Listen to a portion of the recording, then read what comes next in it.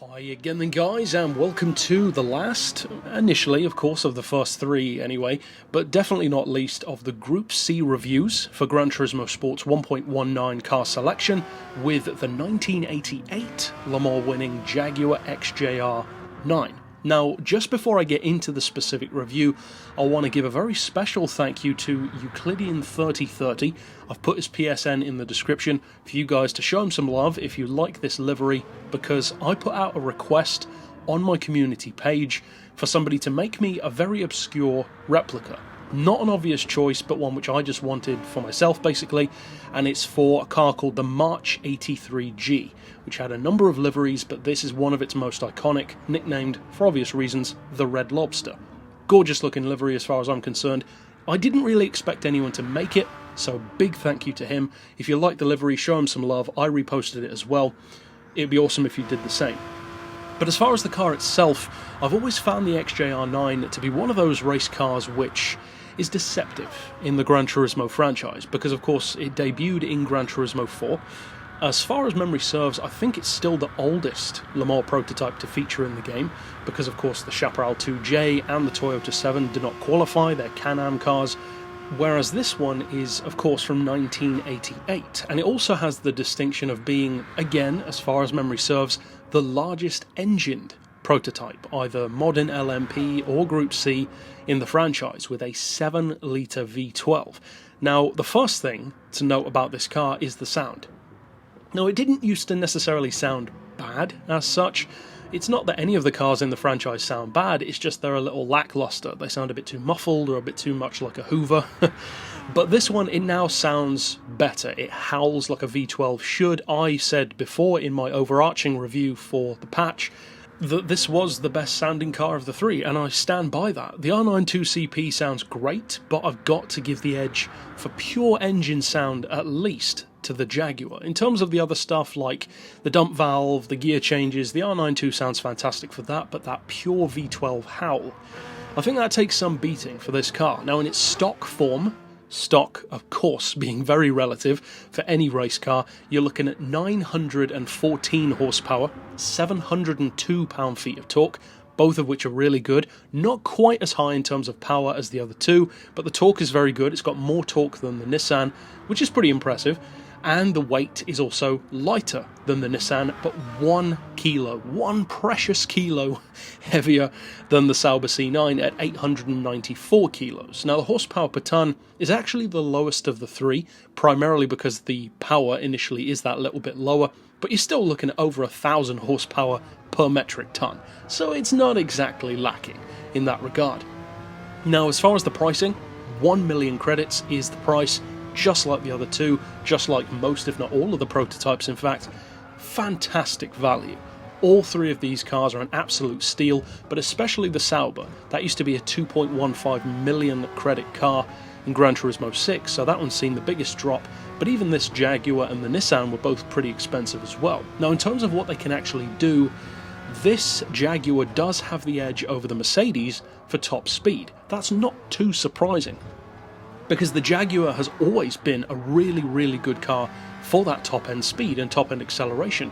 It was always the lower-end stuff where it felt, to me at least, a little bit sluggish. The car is a little heavier, it's very smooth through corners for sure, but a little bit heavier in tighter corners, tighter tracks. The low-end acceleration just always felt to me like it wasn't quite awake enough or sharp enough or responsive enough. It likes to be taken around tracks which are very big and wide and open, such as Le Mans. Of course, it's a perfect example for that. But the funny thing, the really funny thing, the recurring thing, in fact, about this Jaguar as far back as Gran Turismo 4 and as recently as now on Gran Turismo Sport, I mean, between which there's well over a decade, is that this Jaguar has always been a deceptive prototype. I've always found this to be the case, because way back on Gran Turismo 4, I took all of the prototypes around Midfield Raceway in arcade mode. I dropped the weight as much as I could, increased the power as much as I could, and every time this Jaguar would turn out to be the fastest. Now, that would probably change now because my driving style has matured, changed, my tuning methods, etc, etc. plus of course the realism of the game, but it always shocked me just how much quicker the Jaguar was than it felt, because it doesn't feel as sharp. The Nissan feels frantic, the Mercedes feels extremely powerful and torquey and thumpy, the Jaguar feels great for sure, but it feels almost a little bit too laid back, more like a touring car or something instead of a prototype or a Group C machine, because at the end of the day Group Cs are of course kind of known for being these raw, fire-breathing monsters. And to its credit, the Jaguar actually isn't, because that is actually something highly beneficial for a car like this, because as they're sometimes called, endurance prototypes, not just Group Cs, it needs to be a car like that, or at least it can be beneficial, because when you're driving lap after lap, hour after hour, a car which feels like you're on the edge of your seat all the time can be fantastic for the right driver, but a car that's also very laid back and forgiving can be really useful in a really long race, because it can allow you to keep up really good lap times without being as physically or mentally spent. And of course that applies a lot more in the real world than it would in the game, but even in the game you can certainly feel the difference immediately with this car. Now that's not to say it will forgive everything. Of course you can make it spin out, you can spin up the tyres, obviously, but the core forgiving nature, the slightly more beginner-friendly nature of the Jaguar is readily apparent, and as you can see in this video, it certainly isn't slow, that's for sure. Under 3 minutes on Lasat is not a bad time, especially on a game which is updated and has significantly slower cars. Now, as I said, it is quicker than the Mercedes, similar to the Nissan.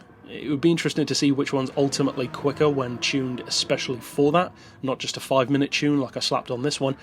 But ultimately, if you haven't checked out all three, I would suggest that the Jaguar is the best for beginners, the Nissan is simply the best all round, and the Mercedes falls somewhere in between. It's not quite the best, but it's definitely a little bit less raw and a little more forgiving than the Nissan is, and the Jaguar, I would say, is most definitely the smoothest and the most laid back of the three, but you've still got that big engine, that raw power and torque.